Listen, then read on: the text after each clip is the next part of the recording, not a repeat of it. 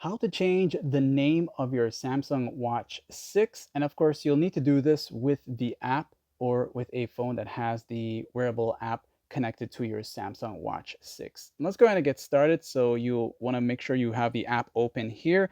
And when you're in this section here, you'll go down into the watch settings section where it says watch settings here. And under the watch settings area here, go all the way down until you see the About Watch, this right here. And this is very similar to changing the phone name of your Samsung Watch, where you would go to the About Phone section here. And once you're there, you'll see where it says Edit. And from here, you can go ahead and change the name of your watch by typing in what you want it to be.